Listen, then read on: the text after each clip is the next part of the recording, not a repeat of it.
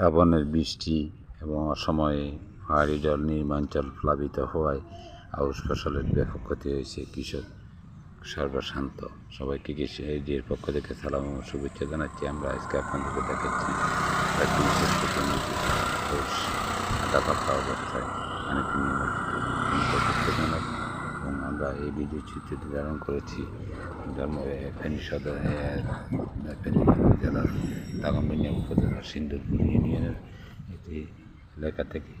অত্যন্ত কষ্টদায়ক কৃষকের অর্জিত ফসল ঘরে আসার সময় ঠিক এই সময় অতিরিক্ত বৃষ্টি পানি নিষ্কাশন ব্যবস্থা সক্রিয় না থাকার কারণে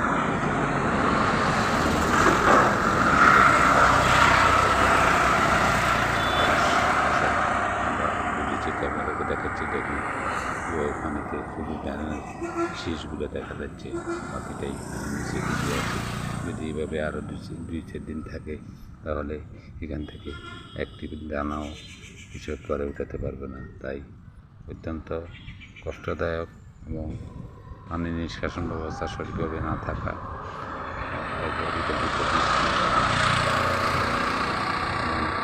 অপরিকল্পিত বাড়িঘর নির্মাণ এবং অতিরিক্ত বৃষ্টির কারণে এই সমস্যাটা সৃষ্টি হয়েছে। এই সমস্যা থেকে পরিত্রাণের কোনো উপায় নেই। প্রাকৃতিক দুর্যোগ সবসময় বলে করে আসেন, তাই প্রাকৃতিক দুর্যোগ এবং কৃষক যদি 2-4 দিন যদি বৃষ্টি না হয় তাহলে হয়তো তাদের কাঙ্ক্ষিত ফসলের কিছু অংশ হলেও ঘরে উঠাতে পারবে এবং তারা লাভের মুখ দেখবে। এভাবে যদি তার ফসল উৎপাদন থেকে নিরুৎসাহিত হবে এবং সেখান থেকে তারা দূরে চলে আসবে। তাই আমরা চাই প্রাকৃতিক দুর্যোগ মুক্ত এলাকায় চাষাবাদ করুন এবং স্বল্প জীবনকালের দামে চাষাবাদ করুন। আসলে অসময়ের বৃষ্টিটা সবসময় হয় না। এবারই সীমিত প্রচুর পরিমাণে বৃষ্টি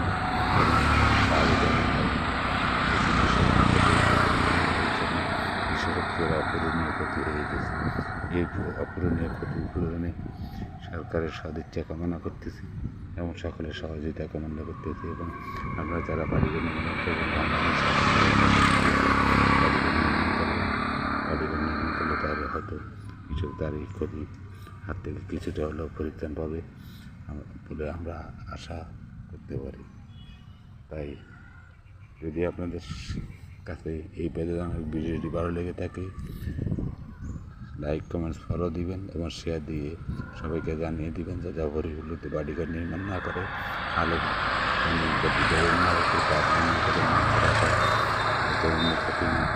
খেয়াল রাখবেন, খাল পরিষ্কার রাখবেন এবং পানি নিষ্কাশন ব্যবস্থা সঠিক রাখবেন।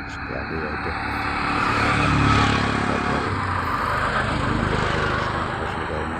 আমাদের রুটি আমাদের খাদ্য